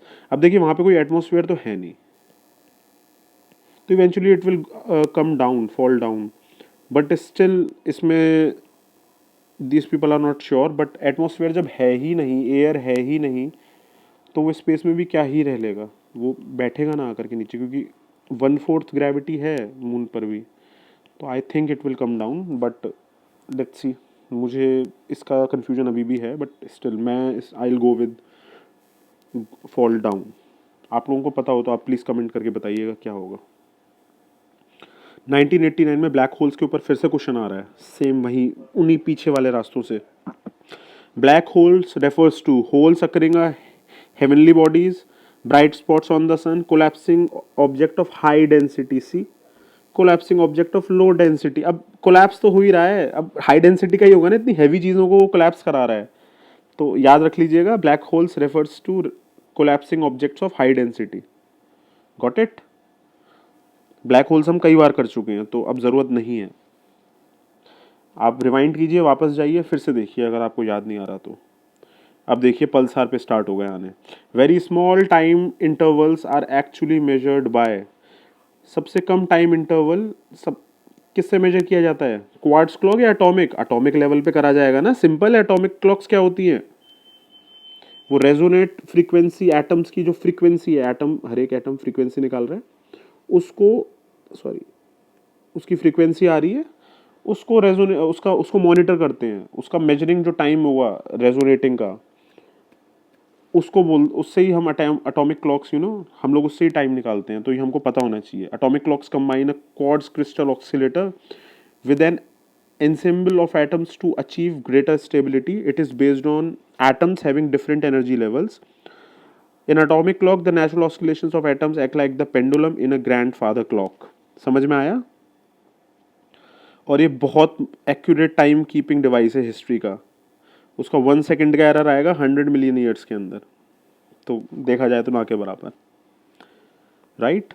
अब पल्सार इसमें option में है, white डॉफ है, atomic clock है। White डॉफ हमको पता ही है, एटॉमिक क्लॉक हमने अभी कर लिया, और क्वार्ट्ज क्लॉक भी कर लेंगे। क्वार्ट्ज क्लॉक तो नॉर्मल आपकी क्वार्ट्ज की बनी हुई घड़ियाँ जो आप लोग पहनते हैं घर पे, रिस्ट वॉचेस वगैरह में यूज़ किया जाता है, या फिर हैंगिंग वॉचेस पे यूज़ किया जाता है नॉर्मल डे टू डे में। पल्सार्स क्या होते हैं वो भी देख लेते हैं। Pulsars belong to a family of objects called neutron stars that form when a star more massive than the sun runs out of fuel in its core and collapse. मतलब पल्सार स्टार क्या होते हैं? वही neutron stars हैं जो किसके stage के बाद में आ रहे हैं, अभी कराया था। सोचिए किसके स्टेज के बाद में आ रहे हैं? सुपरनोवा की स्टेज आ रही है कि नहीं आ रही है? सुपरनोवा के बाद में वो कोलैप्स करेगा। कोलैप्स करने के बाद में सुपरनोवा भी कैसे बना, सुपरनोवा में एक्सप्लोजन कैसा हुआ, वो क्योंकि वो वाइट था, उससे वो डार्क डार्क डॉर्फ बना। उसके बाद में वाइट डॉर्फ से डार्क डॉर्फ, डार्क डॉर्फ से आपका सुपरनोवा एक्सप्लोजन, उसके बाद में ये न्यूट्रॉन स्टार, उसका one of the Pulsar is the creation. ठीक है, फ्यूल नहीं होता पल्सार्स में, वो कोलैप्स कर जाते हैं अपने आप के अंदर ही। अब पल्सार पल्सेट करता है बस वो रेडियो सोर्स को। Is highly magnetised rotating neutron star that emits beams of electromagnetic radiation out of its magnetic poles. अब भाई फ्यूल तो खत्म हो गया, मैग्नेटिक पोल्स तो अभी भी हैं, तो इलेक्ट्रोमैग्नेटिक रेडिएशन छोड़ेगा, बस वो रेडिएट करेगा। एनर्जी तो जा चुकी है, रेडिएशन बचा है, थोड़ा बहुत रेडिएट कर रहा है वो। पल्सार्स have very strong magnetic fields which funnel jets of particles out along the two magnetic poles. These accelerated particles produce very powerful beams of light. Are you getting guys? यही मतलब हमको जानना है। अब पल्सार हमको पता चल गया क्या है। न्यूट्रॉन स्टार है पल्सार, एक न्यूट्रॉन का टाइप है जिसके अंदर रेडियो मैग्नेटिक वेव्स जो हैं वो बहुत हाईली रेडियोआइज्ड हो रखा होता है, और वो पल्सेट करता रहेगा, बीम्स छोड़ता रहेगा, जैसे लाइट लपलप करती है ना, उस तरीके से। तो इतना ही हमको पता होना चाहिए इसके अंदर, और हमारी चीज़ें आधी से ज़्यादा होने लग जाएंगी। अब 1990 के क्वेश्चन पे आते हैं। The evidence for the rotation of stars coming mainly from the Doppler effect, photo electric effect, Stark effect, Zeeman effect. अब ये देख लेते हैं ये क्या होता है। वैसे तो आई डोंट थिंक कि अब ये ज़रूरी है, but still we should know. Evidence for the rotation of stars comes mainly from the Zeeman effect. Zeeman effect क्या है? In physics and astronomy the Zeeman effect refers to the splitting of a spectral line into two or components of slightly different frequency when the light source is placed in a magnetic field. जब हम किसी light source को magnetic field के अंदर डालते हैं तो वहाँ पे स्प्लिटिंग हो जाती है स्पेक्ट्रल लाइंस की, यानी स्प्लिट कर जाती है लाइट को, उसी को बोलते हैं जीमन effect. The Zeeman effect is the only observational technique available to measure directly the strength of magnetic field in regions of star formation. Got it? The Zeeman effect is very important in applications such as nuclear magnetic, response spectroscopy, electron spin resonance spectroscopy, magnetic resonance imaging MRI और मर्जेबिया spectroscopy. Stark effect क्या है, ड्रॉपलर effect क्या है, इसकी हमें जरूरत नहीं है। फोटो इलेक्ट्रिक इफेक्ट हमको पता होना चाहिए। The photo electric effect is the emission of electrons when electromagnetic radiation such as light hits a material. Light किसी चीज को, मटेरियल को हिट कर रही है तो इलेक्ट्रोमैग्नेटिक रेडिएशन हो रहा है वहां से, उसी को इलेक्ट्रोमैग्नेटिक फोटो इलेक्ट्रिक इफेक्ट बोलते हैं। सिंपल। क्लीन रिन्यूएबल एनर्जी है सोर्स का, और सोलर रेडिएशन को इलेक्ट्रिसिटी प्रोड्यूस करने के लिए वो यूज करता है। फोटोवोल्टिक सेल्स क्या होते हैं, जो ये सोलर सेल्स हैं वो यही तो हैं, फोटो इलेक्ट्रिक इफेक्ट भी तो काम कर रहे हैं। सोलर सेल्स आएगा, केमिकल पार्टिकल्स हैं उसके अंदर, एटम सोलर सेल के अंदर केमिकल के, उसको सनलाइट रेडिएट करेगी तो वो इलेक्ट्रोमैग्नेटिक रेडिएशन देगा। इलेक्ट्रोमैग्नेटिक रेडिएशन ये मार देगा, उससे इलेक्ट्रिसिटी जनरेट होगी। सिंपल।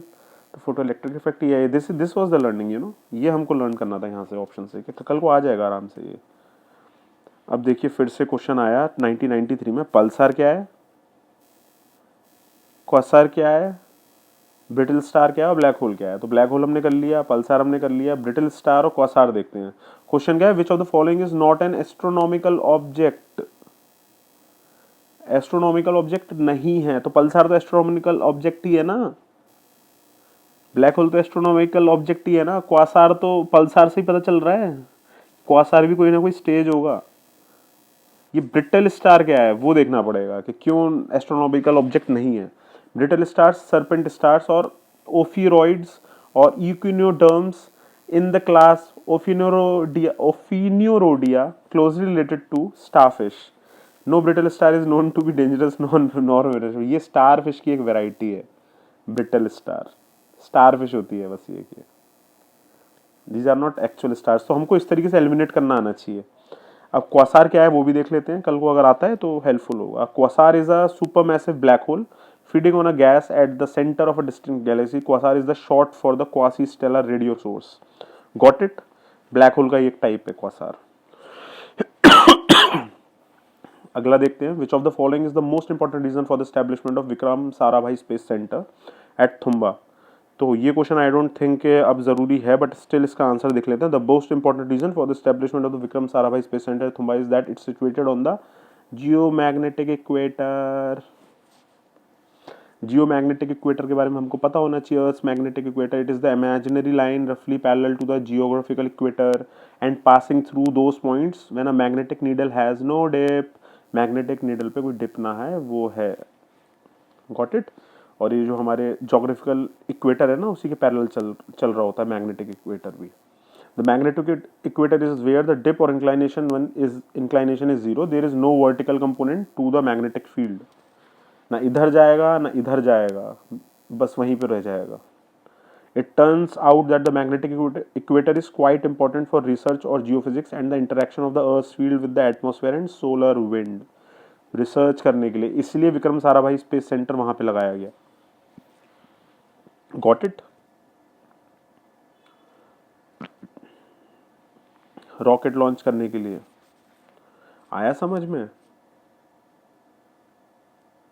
दूसरी चीज देखिए, वहीं क्यों मेन एडवांटेज क्या था, इक्वेटोरियल इलेक्ट्रोजेट्स के लिए प्रेजेंस था, एक ये एडवांटेज है। दूसरा एडवांटेज ये है कि another advantage is that the land at the equator moves at a faster speed as compare to the poles. तो वहाँ पे फास्ट स्पीड मिलेगी तो उसको स्ट्रेंथ मिल जाएगी, उसको वो कैटलिस्ट की तरह काम करेगा। तो launching from the equator makes the spacecraft move almost 500 kilometre per hour faster once it is launched. Reason, ये तो बहुत बड़ा रीजन है, इसलिए यूज करते हैं इक्वेटर के ज्यादा पास में। उसका कारण ही है ये, इक्वेटर के पास में क्यों यूज करे जाते हैं, इसलिए यूज करे जाते हैं। याद रखिएगा क्योंकि ये आता है और यहाँ नहीं तो मेंस में लिखने को मिल जाएगा, अगर if in case question arise हो गया तो अलग से कुछ। क्रायोजेनिक इंजन फाइंड एप्लीकेशन इन। अब देखिए क्रायोजेनिक इंजन होता क्या है। क्रायोजेनिक इंजन वो इंजन होता है जो एक लिक्विड प्रोपेलेंट पे चलता है, लिक्विड फ्यूल होगा उसका, बट वो फ्यूल जो होगा ना वो बहुत लो टेम्परेचर पे होगा। फॉर एग्जांपल आपने हाइड्रोजन मतलब ऑक्सीजन लिया, उसको लिक्विफाई कर दिया। अब लिक्विफाई और ऑक्सीजन तो बहुत लो टेम्परेचर पे होगी, जब आप उसको रिलीज करोगे तो वो H2O बनेगी सीधे सीधे हाइड्रोजन से मिल करके। लिक्विड हाइड्रोजन भी ले ली, देखिए इसमें लिक्विड हाइड्रोजन हो गया, लिक्विड ऑक्सीजन हो गया। जब दोनों कंबाइन करेंगे रॉकेट में तो क्या होगा, H2O बनेगा, पानी तो बनेगा बट एनर्जी कितनी रिलीज होगी। सी इतना सिंपल है रॉकेट को लेके जाना, मतलब वैसे तो कॉम्प्लेक्स है बट उसकी अंडरस्टैंडिंग जो उसके पीछे बेस है वो इस तरीके का है। तो हमको ये चीज़ें पता होनी चाहिए। सिंपल चीज़ है कि हम लॉक्स यूज़ कर रहे हैं, यानी लिक्विड ऑक्सीजन का एक मतलब ओ सिंगल ओ भी यूज़ कर सकते हैं, O3 अलग अलग है, वो उनका डिपेंड करता है कि O2 पे जा रहे हैं हम सिर्फ ओ सिंगल ऑक्सीजन के पार्टिकल पे जा रहे हैं एटम पे, ऐसे हाइड्रोजन के अंदर हम किस पे जा रहे हैं, हमें H2O बनाना है क्योंकि हम उसको लिक्विफाई कैसे रख रहे हैं, फिर उसके बाद में हम उसको रिलीज करते हैं। तो जेट के नीचे जो आपने देखा है ना लॉन्चिंग, वो पानी ही होता है वैसे देखा जाए तो, क्रायोजेनिक इंजन है तो। Got it. तो इसका आंसर क्या होगा, cryogenic engines find applications in submarine propulsion, frost free refrigerator या rocket technology, research in superconductivity, rocket technology is the answer. तो we have to do it like that.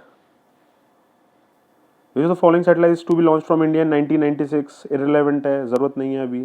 1998 the damage to the Spectre module of the Russian, ये भी it is not required right now.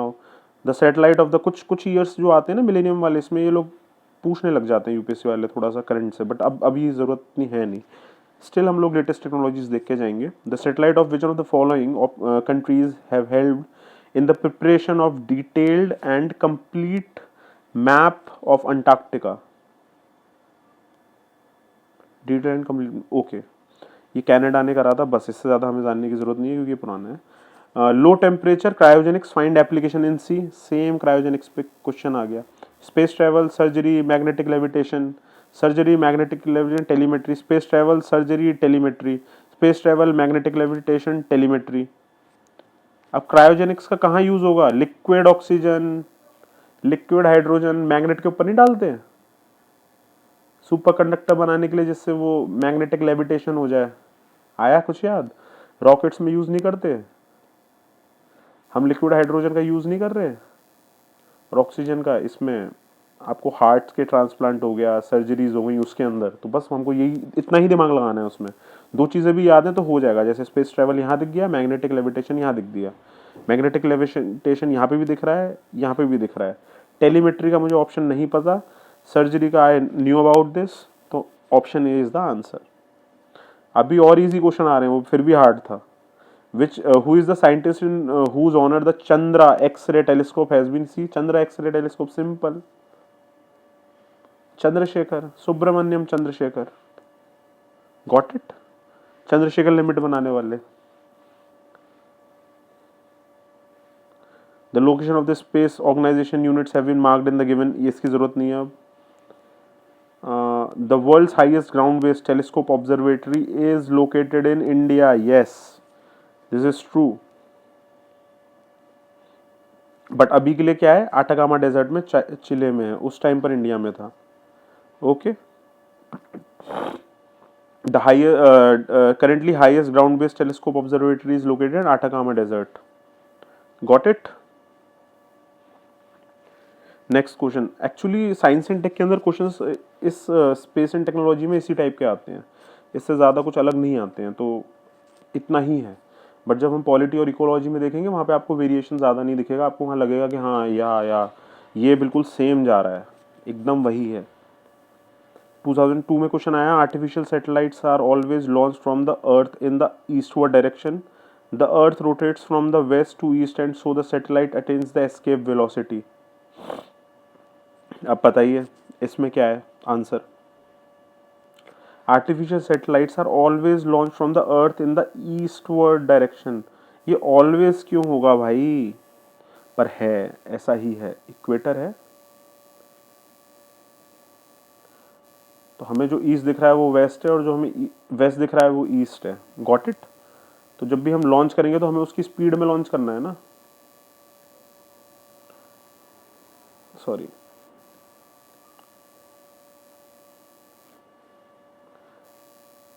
हम उसके साथ में ही launch करेंगे ना, कोई चीज़ चल रही है, ट्रेन चल रही है तो ट्रेन के साथ में लॉन्च करने में फ़ायदा है ना। तो हमारी अर्थ रोटेट हमारे हिसाब से तो ईस्ट में कर रही है ना, तो उसी के साथ में ही तो हम लॉन्च करेंगे जिससे स्पीड और एक्स्ट्रा मिले। तो A assertion is right, but उसका reason, the earth rotates from west to east, so the satellite attains the escape velocity, तो ये तो बिल्कुल ही गलत है ना।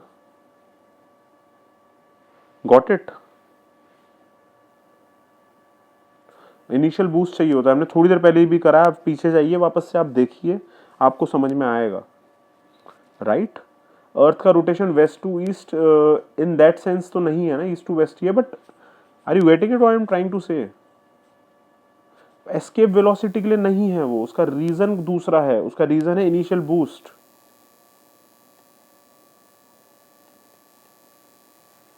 अगर यहाँ पे ये होता तो एटलीस्ट हो जाता, this is not the just the reason, the main reason is this, the initial boost. Got it. The initial boost aids in reducing cost and rockets used in launch vehicles. They will get an initial boost required to the velocity of the equal to the velocity of the Earth's surface. अब अगले पे आ जाते हैं. With reference to Indian satellites and their launches, consider the following statements. All the INSAT series of satellites were launched abroad. PSLVs were used to launch IRS series satellites. India used the indigenously built cryogenic engine for the first time for powering the third stage GSLV. GSAT launch in the year 2001 has payloads to demonstrate digital broadcast and internet services. समझ में आ रहा है? देखिए, all the INSAT series of satellites were launched abroad. ये इसका answer है yes. Asia Pacific में launch किए गए थे ये.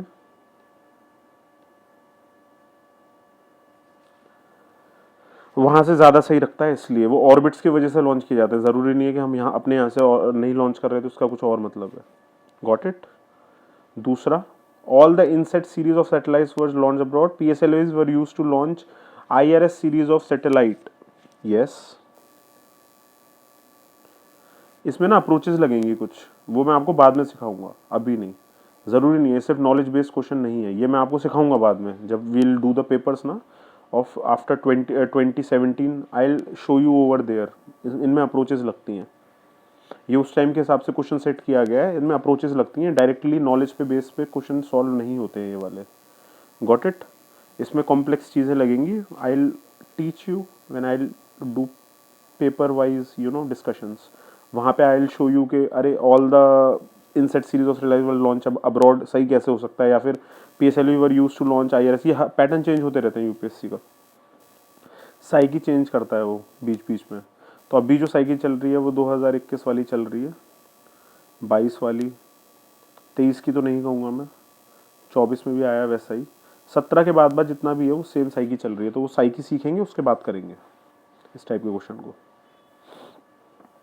In the year 2001, NASA launched a spacecraft to Mars named, इसकी हमें ज़रूरत नहीं है बट मार्स ओडिसी नेम था, तो it's not required from current. ऐसे क्वेश्चंस फंस जाते हैं कभी कभी, तो ये हमें देखते रहना है. Consider the following statements. India has launched its first full-fledged meteorological satellite in September. अभी देखिए उस टाइम का क्वेश्चन है, आजकल ऐसे नहीं आ रहे हैं. For the first time the space, ये वाला करंट का क्वेश्चन है उस टाइम का. INSAT 3 India's communication satellites were launched in 2003 from, ये करंट का आया. 2005 में consider the following statements. A geostationary satellite is an approximate height of 10,000 kilometre. FM transmission of music is very good quality because the atmospheric or man-made noises frequency variations can do little harm. Okay, fine. अब देखते हैं जियो stationery satellites. पहली बात तो उनकी orbit 35-36 हज़ार होती है. थोड़ी देर पहले ही बुकलेट के अंदर देखा था, बैक पीछे जाओ वहाँ पे देखो 36,000 के आसपास होगा, बट स्टिल यहाँ से भी ले सकते हो. 35-36 हज़ार होती है, 10,000 नहीं होती है अप्रॉक्सीमेटली, तो ये हमको पता होना चाहिए. Got it. A circular geosynchronous orbit is 36,000 above earth equator. Geo sync में जो चलता है, अर्थ चल रही है उसी के साथ में सिंक में चल रहा है, अर्थ चल रही है, ऐसा लगेगा स्टेशनरी है, जियो स्टेशनरी है, इसको स्टेशनरी भी बोल सकते हैं, बट वो सिंक में एक्चुअली में अर्थ चल रही है तो साथ में वो भी चल रहा है. Got it. FM transmission of music is very good quality because the atmospheric or man-made noises which are generally frequency variations can do little harm. सही बात है, इसमें कोई गलत नहीं है. Vigyan Rail is the science exhibition on wheels organized by Council Scientific Indian Research. Vigyan Prashar is autonomous body under the ठीक है ठीक है ठीक है, गॉट इट. अंडर वगैरह कहीं पे भी दिखता है ना, स्टेटमेंट गलत ही होता है मोस्टली. मैं यही सब चीज़ें अप्रोचेस ना बाद में कराऊंगा, अभी नहीं. मैं आपको बता दे रहा हूँ कि ये नॉलेज बेस नहीं है क्वेश्चन. Got it. 2000 ये बायदा वाला दिख रहा है ना आपको, 2020 से पहले जितने क्वेश्चंस में बायदा दिखता था वो गलत होते हैं लगभग. 2021 से इन्होंने सही करने स्टार्ट कर दिए. इक्का दुक्का गलत हो जाते हैं बट मोस्टली सही रहते हैं. तो इस तरीके की अप्रोचेस लगते हैं. Edu set the ISRO's educational satellite was launched. अब देखिए एक ही स्टेटमेंट के अंदर तीन तीन स्टेटमेंट्स जा रहे हैं. जनरली गलत होते हैं, डेट्स के साथ में भी पहले जनरली गलत होता था. अभी वाला लेटेस्ट ट्रेंड अलग है, ये उस टाइम का ट्रेंड है. मैं इसलिए समझा रहा हूँ, इसमें ज़रूरत नहीं है नॉलेज की. इतनी नॉलेज किसी के पास नहीं रहती. सेम इसमें भी वही आया, डेट आ गई. देखिए ये नहीं होगा उस टाइम के हिसाब से. बाकियों में कुछ भी नहीं है. Was associated with the launch of this and this. इसमें सब अप्रोचेस लगेंगी. इसमें आपको नॉलेज से ज़्यादा अप्रोच की ज़रूरत है, साइकी सीखने की ज़रूरत है. ये क्वेश्चन साइकी वाले हैं. टाटा स्काई या digital cable service provider is associated with DTH television broadcasting service from इस इनसेट 4A. राइट. अब हमें क्या पता है कि है कि नहीं है, बट उसमें हैक लगेगा, साइकी लगेगी. वो मैं सिखाऊंगा आप लोगों को उस टाइम पर. अभी हम इसमें करते हैं पहले. Which of the following pairs is not correctly matched. Baikonur, Russia, French Guiana, Indonesia. ये देख लेते हैं क्या है इसका answer. Baikonur. Baikonur cosmodrome space port है ये रशिया का. तो बोइकनूर इज करेक्ट. हमको याद रखना है ये वाले. We have to remember. Kourou is a town and district on the Atlantic coast of French Guiana. This is also right. Borobudur कहाँ पर है. Buddhist monument in the world है. ये कहाँ पर. अच्छा, this is the monument. Got it. And इनके options भी नहीं आ रहे हैं ना. कांस तो पता ही है आपको, कांस कहाँ पर है. फ्रांस में. तो ये सारी सही है. इंडोनेशिया में ये है, ये कांस फ्रांस के अंदर है. ठीक है, ये दो याद रखना स्पेस के लिए. स्पेस पोर्ट्स हैं ये वर्ल्ड के अंदर. फ्रेंच गुयाना से तो हम लोग काफ़ी भेजते रहते हैं, और रशिया से भी. Next, what is the Galileo project which has been. अच्छा देखिए रिसेंट वाला है तो it's not of worth it. Approaches में भी लग जाती हैं, वो बाद में बताऊंगा सारा. NASA's deep impact space mission was employed to take detailed pictures of which comet nucleus. अब देखिए कॉमेट न्यूक्लियस तो टेम्पल 1 है इसका answer. But the thing is that कि इसकी ज़रूरत नहीं है. Got it. इसकी ज़रूरत नहीं है क्योंकि ये अभी नहीं आएगा. ये भी करंट का है और इस टाइम पे आया था. हमको ये भी देखते हुए चलना है कि करंट कितना इंपॉर्टेंट है स्पेस के लिए. स्पेस के अंदर हमें थोड़ा बहुत करंट करके जाना है. पूरी तरीके से तो नहीं, बट स्टिल थोड़ा बहुत पता होना चाहिए. Which one of the following pairs is not correctly matched. Cosmic background explore satellite programme, falcon under sea cable system, discovery space shuttle, Atlantis space station. Atlantis was a space mission not a station. Got it. याद आया कुछ. Next आगे करते हैं. अब देखिए jet engine और rocket engine, ये है थोड़े क्वेश्चंस अच्छे. Consider the following statements in the respect of jet engine and rocket engine. A jet engine uses the surrounding air for its oxygen supply and so is unsuitable for motion in space. A rocket carries its own supply of oxygen in the gas form and fuel. बिल्कुल correct. Rocket अभी थोड़ी देर पहले करा था. Cryogenic engine या फिर normal rockets.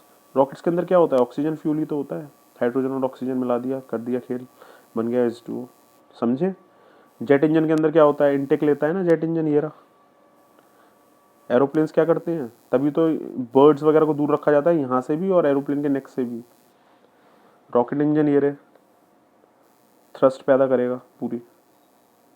Internal chamber होता है उनका, फ्यूल ग्रेन खुद का ही. सब हमने कर लिया अभी थोड़ी देर पहले.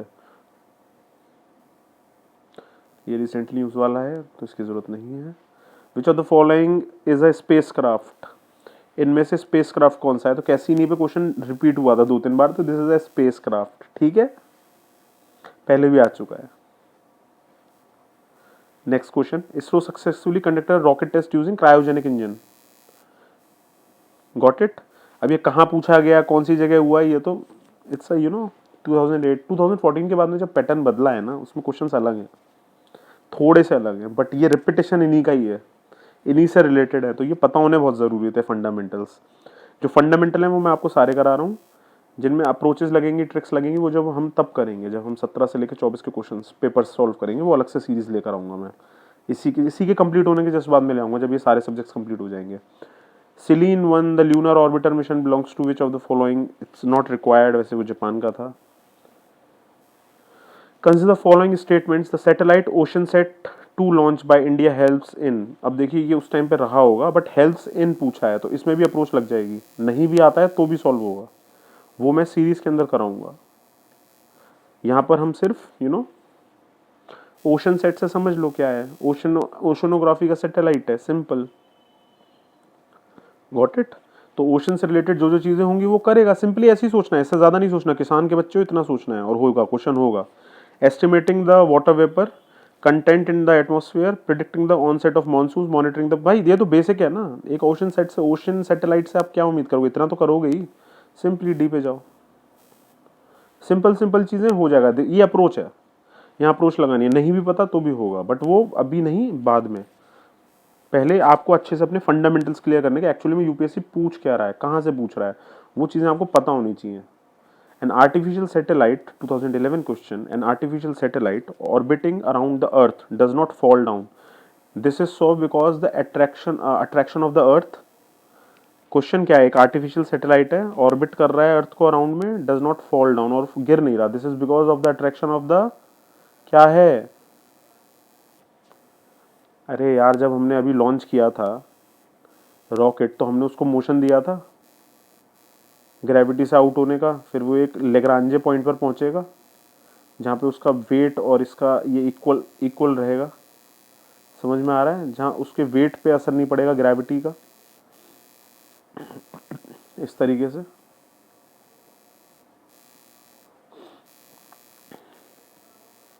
तो यहाँ पर ऐसा क्या है कि वो उसको नहीं आ रहा, अट्रैक्शन ऑफ द अर्थ क्या है, ये क्वेश्चन है। तो चारों ऑप्शन देखते हैं। Does not exist at such distance, it neutralized by the attraction of the moon, provides the necessary speed for its steady motion, provides the necessary acceleration for its, सी, बस यहाँ पता है क्या है, सी ऑप्शन सही हो सकता था, ये स्पीड डाल दिया इन्होंने, एक्सेलरेशन होना चाहिए। रॉकेट ने क्या किया, एक्सेलरेट ही तो करा उसने अर्थ की स्पीड के बराबर लाने के लिए, जो भी उसको सेट करनी थी, तो वो अपनी, गॉट इट, वो उसके पास इतना एक्सेलरेशन है कि वो जाएगा ही नहीं, उसका एक्सेलरेशन स्लो हुआ, वो स्लो हो गया इन केस, तब उसका मास अर्थ पे जाएगा, वरना वो नहीं जाएगा। क्यों नहीं जाएगा, तो सेंट्रीफ्यूगल वाला कॉन्सेप्ट, दूर फेंकता है ना स्पीड में चलती चीज को, simple.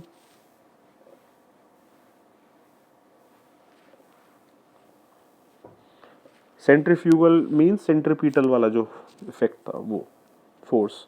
Satellites used for telecommunication relay are kept in geostationary orbit. A satellite is said to be in such an orbit when the orbit is, अच्छा पहले क्वेश्चन में समझा देता हूँ।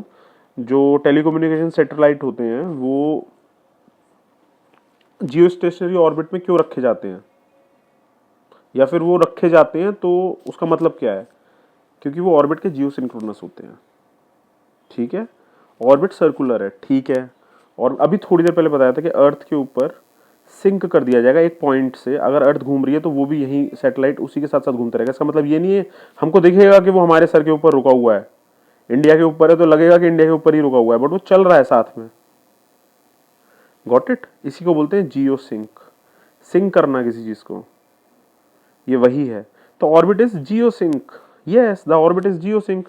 Orbit is circular, yes circular क्या in the sense, मतलब वही जितना उसी के साथ साथ घूम रहा है तो सर्कुलर ही तो होगा, और क्या होगा। The orbit lies in the plane of earth equator, yes earth के इक्वेटर से हम लॉन्च कर रहे थे इंडिया के जितने भी हैं, यस क्योंकि यही एक प्लेस है जहां से आप सिंक करवा सकते हो। Got it. The orbit is at an altitude of 22,200। अब भी नंबर्स गलत होते हैं, वैसे भी अप्रोच यही है, बट स्टिल 22,000 पे नहीं होता है। कितने पे होता है आप कमेंट में लिखिए अगर किसी को पता है तो। थोड़ी देर पहले ही बताया था 35,000, 36,000, 37,000 वो रेंज है, उसके आसपास होता है अप्रॉक्सीमेटली। 36,000 पे चला गया ना, वही है जियो अर्थ ऑर्बिट वाला। 1 2 3 इज द करेक्ट आंसर। ये आपको पता होना चाहिए था, यही मैं पीछे भी मैंने कराया है। बैक जाइए और करिए अगर नहीं याद आ रहे हैं तो, क्योंकि यही आएंगे, यही कॉन्सेप्ट है और आपको रिपीटेशन आगे भी मिलेगा। देखिए कैसिनी मिशन 2014 में पूछ लिया, जो the following pairs is correctly match. Spacecraft purpose, Cassini किस पे गया था, मैसेंजर किस पे गया था, वोयेजर 1 और 2 किस पे गया था। इसका आंसर डायरेक्टली देखिए, कैसिनी ह्यूजेंस पे नहीं गया था, कैसिनी गया था 1997 में लॉन्च हुआ है नासा के द्वारा। ये I think these questions are not relevant this days, थोड़ा सा अब नहीं आएंगे, आगे ही बढ़ते हैं। In which of the following activities are Indian remote sensing satellites used. अब देखो इंडियन रिमोट सेंसिंग सेट, अब भाई बहुत चीज़ों में यूज हो सकते हैं ना, कोई कमी थोड़ी है कि यूज नहीं होंगे। समझ रहे हो, समझे कि नहीं समझे? सोचो, खुद सोचो, रिमोट सेंस करना है, राइट? क्वेश्चन कहाँ चला गया, यहीं पर था ना क्वेश्चन, तो ये रहा। खुद सोचो क्वेश्चन कहाँ है, असेसमेंट ऑफ, ये रहा। अब कोई चीज़ ऊपर है अर्थ के, उसको असेसमेंट करना है, ठीक है, उसको अर्थ के ऊपर से देखना है, सैटेलाइट है कोई, उसको अर्थ के ऊपर से ऑब्जर्व करना है, सेंस करना है। तो क्या सेंस करता है? क्रॉप प्रोडक्टिविटी, हाँ कर लेगा। ग्राउंड वाटर रिसोर्सेज को लोकेट तो कर ही सकता है, हाँ। मिनरल एक्सप्लोरेशन, हाँ ऊपर से जो कुछ मिनरल्स तो कर पाएगा, ऐसा नहीं है कि नहीं कर पाएगा। अब रिमोट सेंसिंग में क्या टेलीकम्युनिकेशन आ रहा है, क्या ट्रैफिक स्टडीज आ रहा है क्या? नहीं ना। एक बार को चलो ट्रैफिक स्टडीज में मान सकता हूँ, ठीक है, बट ऑप्शंस देखते हैं। 1 2 3 5 तो नहीं है ना, 1 2 3 ही है ना, इसलिए 5 तो नहीं रखना है हमको। वैसे भी 1 2 3 इसका आंसर है, टेलीकम्युनिकेशन नहीं होगा। रिमोट सेंसिंग, रिमोट सेंसिंग का मतलब है कि दूर से एक रिमोट है, वो देख रहा है, हमने रिमोट डाला और हमने सैटेलाइट के थ्रू चीज़ें, जैसे हम टीवी का रिमोट दबाते हैं चैनल आ जाता है, ऐसे ही रिमोट दबाया सैटेलाइट का और सामने आ गया हमारे अर्थ का पूरा एक्सप्लोरेशन, अलग अलग चीज़ों का। ट्रैफिक भी हम एक्सप्लोर कर सकते हैं, ऐसी बात नहीं, बट उसके लिए अलग से हैं सैटेलाइट्स, और इसमें ऑप्शन भी नहीं था, उसके अलग से सैटेलाइट्स हैं ट्रैफिक के लिए। अर्बन प्लानिंग हो गया, mapping of wetlands, environmental impact analyse, mining proportion, coastal studies, monitoring करना ड्रॉट वगैरह का, पोस्ट हार्वेस्ट कल्टिवेशन, हाइड्रोजियोमॉर्फोलॉजिकल मैप्स, ये सब करना, mapping of floods and assessment of food damage, ये सब फ्लड डैमेज, ये सब करना। अभी क्या टेलीकम्युनिकेशन कैसे करेंगे? ट्रैफिक स्टडीज़ में हम उस वे में नहीं कर सकते, जीपीएस लगता है ना उसके लिए, तो हमारे लिए नाविक आ ही चुका है। नेविक हो गया, IRNSS, ये बाकी सब रीजनल नेविगेशन सिस्टम्स हो गए। अगर ये हम लगा दें तो शायद हम उससे कर लेंगे। 2016 में consider the following statements. The Mangalyaan launched by ISRO, जो मंगलयान लॉन्च हुआ था, ऐसे लॉन्चेस को भी देखते रहिए, ठीक है, उससे हमको पता चल जाएगा। ये देखिए, ये इसमें अप्रोच लगती है। Made in India, the second country to have a spacecraft orbit in the Mars after US। ये हम इसके पीछे, वो उसके पीछे, सेकंड कंट्री है, ये सब ये न्यूमेरिकल्स, ये अप्रोचेज हैं भाई, ये साइकी है। UPSC गलत ही देगा फंसाने के लिए, आपको सिंपली ऐसी चीज़ों को ना तुरंत हटा देना चाहिए। Made India, the only country to be successful making its spacecraft orbit the Mars in its very first attempt. ये तो हेडलाइन थी न्यूज़ चैनल्स की, in first attempt India reach the Mars. ये तो उस टाइम हेडलाइन ही चल रही थी, हर जगह हल्ला था। It is also the Mars orbiter mission, देख लीजिए अपने हिसाब से कर लीजिए। हो गया। अगला, with reference to AstroSat, the astronomical observatory launched, which of the following statements is are correct? India is the only country, see, launch a similar observation into space। यही USA के साथ में कंपैरिजन, रशिया के compare करवा रहा है, ये सब चीज़ें नहीं सही होती हैं, ये साइकी है। ये मैं आपको सारा सिखाऊंगा। This is psyche.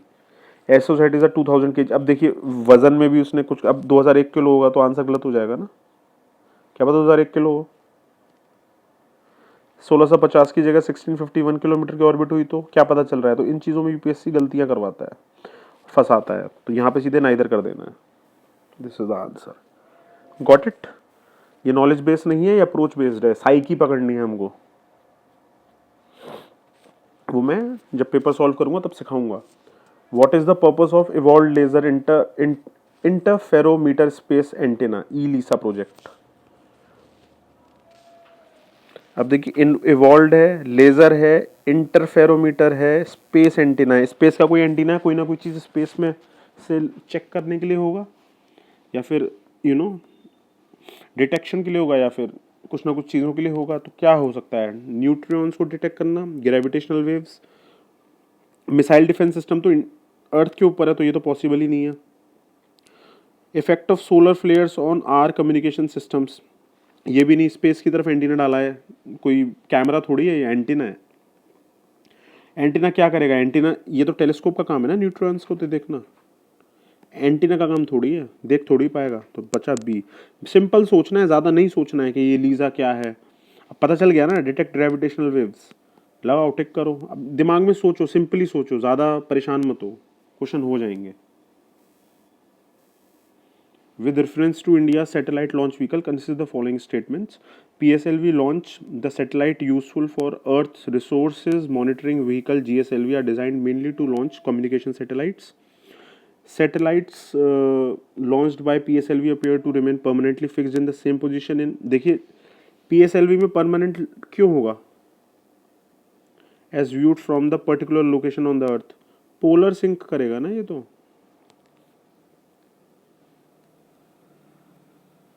Got it. ये तो जीएसएलवी कर देता है ना भाई, जियो सिंक फिक्स्ड पोजीशन ला करके। ये तो अर्थ के पोल्स पे सिंक होगा। ठीक है,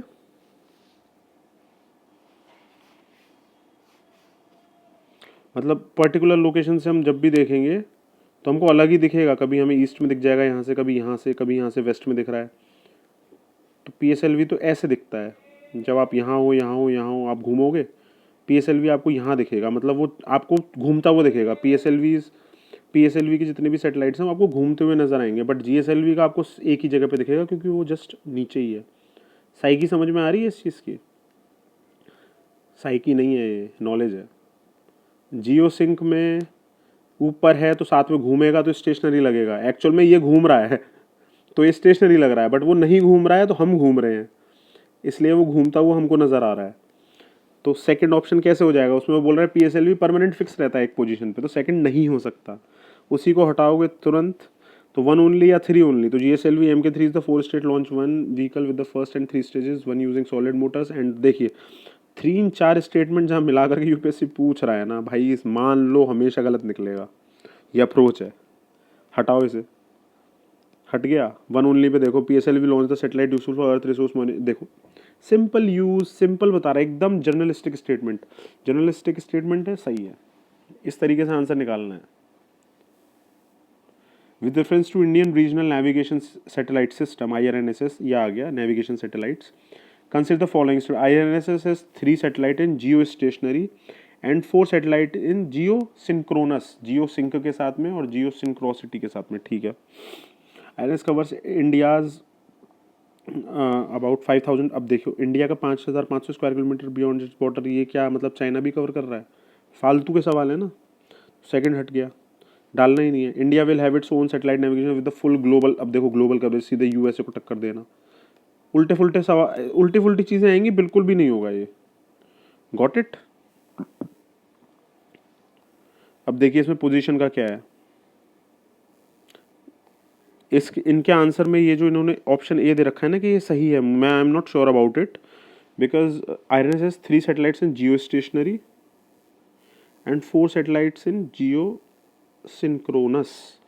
ये I am little bit confuse. तो मैं इसका आंसर मैं तो नहीं दे पाऊंगा, क्योंकि ये मुझे सही ऑप्शन लग ही नहीं रहा। मैं अगर होता तो मैं नन पे करके आता। हालांकि इसका आंसर वन ओनली होगा। Got it. Next question. The experiment will employ a trio of spacecraft flying in formation in the shape of an equatorial triangle that has sides of 1 million kilometers long with the lasers shining between the craft. The experiment in question refers to यही है evolved LISA.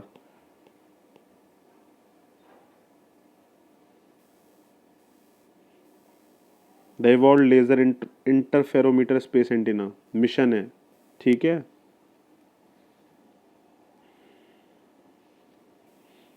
Antenna है ये, कुछ aircraft मिलके अपने आप बनाएंगे, 3 aircraft आएंगे वो इस तरीके का, यहाँ एक एयरक्राफ्ट, यहाँ एक एयरक्राफ्ट, यहाँ एक एयरक्राफ्ट, इस तरीके से फॉर्मेशन क्रिएट करेंगे।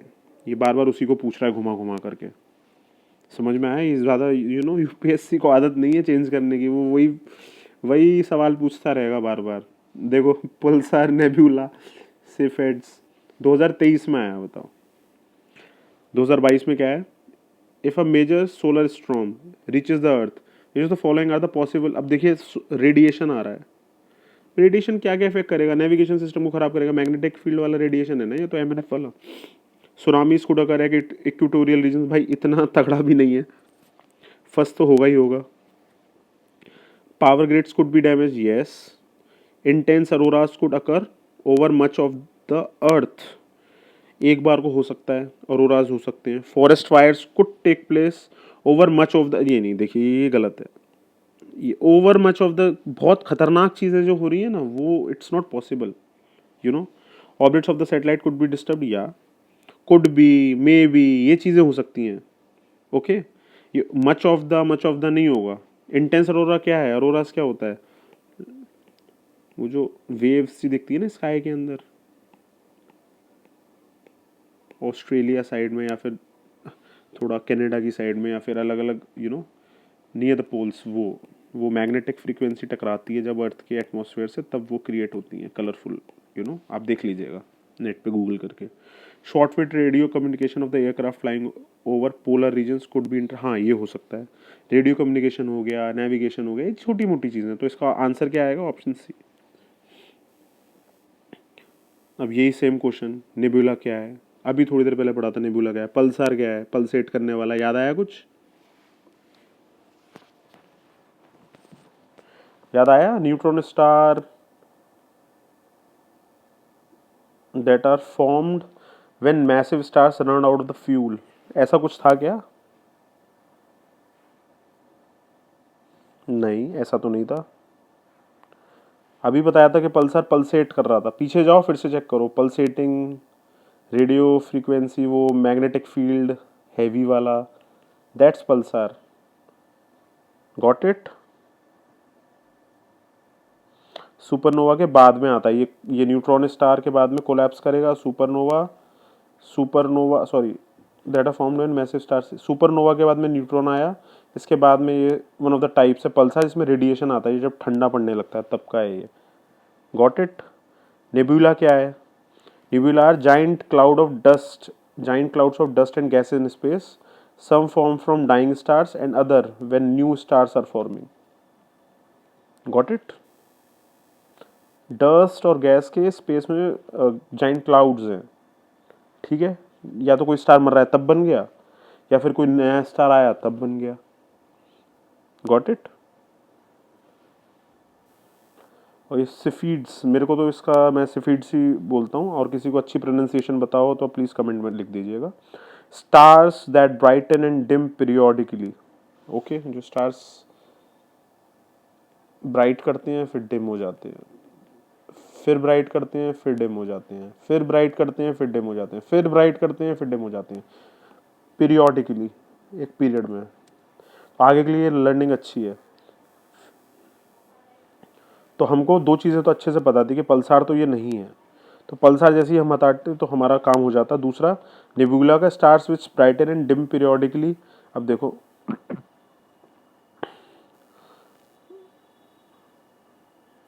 अब ये इन्होंने क्या कर दिया, इन्होंने क्रॉस मारा है, sorry, I am really sorry, इन्होंने ये क्रॉस मारा और ये दोनों गलत करे हैं। पल्सार का I think this is right, but Pulsar के अंदर कोलैप्स हो रहा है। हाँ, it is a type of neutron star ना, तो पल्सार सही होगा। I am really sorry. वो सही था ऑप्शन, मैंने ध्यान नहीं दिया उस टाइम पे, न्यूट्रॉन स्टार लिखा हुआ है यहाँ पर। ठीक है, got it. Only one, only two, three में कंफ्यूजन हो गया। 2023 का क्वेश्चन पेपर ही इस तरीके से आया था। तो पल्सार जो आपको ये दिख रहा है ना, वो एक टाइप का न्यूट्रॉन स्टार है। वो हमने बैक में जाके देखा ही है, तो एक बार आप चेक करिएगा। बस इतना ही हमको देखना और ये सही हो जाएगा। Only one is correct.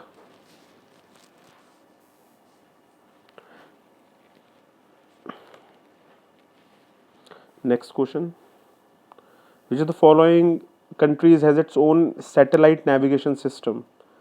तो कौन सी कंट्रीज के पास खुद का सैटेलाइट नेविगेशन सिस्टम है? ऑस्ट्रेलिया के पास ना, कभी नहीं सुना। कनाडा ना, इजराइल ना, इनमें से किसी के पास नहीं है नेविगेशन सिस्टम। जापान के पास ऑलरेडी है। और किस किस के पास है वो भी देख लेते हैं। यूएस के पास है, रशिया के पास है, ईयू के पास है, चाइना के पास है, इंडिया के पास है, जापान के पास है। देखिए ये ना थोड़ा सा इसलिए मैं समझा रहा हूँ क्योंकि कुछ क्वेश्चंस बाउंसर हैं। Got it? थोड़े बहुत हमको पता होने चाहिए। इंडिया का नैविक है, QZSS जापान का है, नेक्स्ट टाइम के लिए याद रख लीजिएगा। गैलीलियो ईयू का है, बीयूडीओ चाइना का है, रशिया का ग्लोनास है, और GPS यूएस का है। तो ये हमको पता होना चाहिए। So that's all for today. Thank you so much for watching this lecture, and it will be really helpful for you guys कि अगर आप लोग इसको बार बार रिवाइज करें। क्वेश्चंस रिपीट हो रहे होंगे, आपको दिख रहा है। और सिर्फ यही नहीं, हम सारे टॉपिक्स कवर करेंगे। जब सारे topics, when we will cover all the topics ना, you will understand that what is the importance of PYQs in this sense, जो अभी मैंने करा या मैं आपको जो करा रहा हूँ अभी। Got it? ये सारे हम लोग कंप्लीट कर लेंगे इस वीक के अंदर अंदर। और बाकी रह गया इकोनॉमी की वीडियोस, फॉर एग्जांपल इको की वीडियोस मैं अपलोड कर दूंगा, पॉलिटी की भी अपलोड कर दूंगा, इसी तरीके से सबकी अपलोड कर दूंगा मैं वीडियोस। ओके? उसके बाद में हम पेपर्स को सॉल्व करेंगे, उसमें लगेंगी ट्रिक्स, यानी साइकी। उसे ट्रिक्स नहीं बोलते, साइकी होती है, वो ग्रामर होती है। हिस्टोरिक्स कुछ ऐसे करके उसका एक नेम और है, वो भी लोग बोलते हैं। ओके? कुछ निमोनिक्स भी करा दूंगा साथ ही साथ में। So that's all for today. Thank you.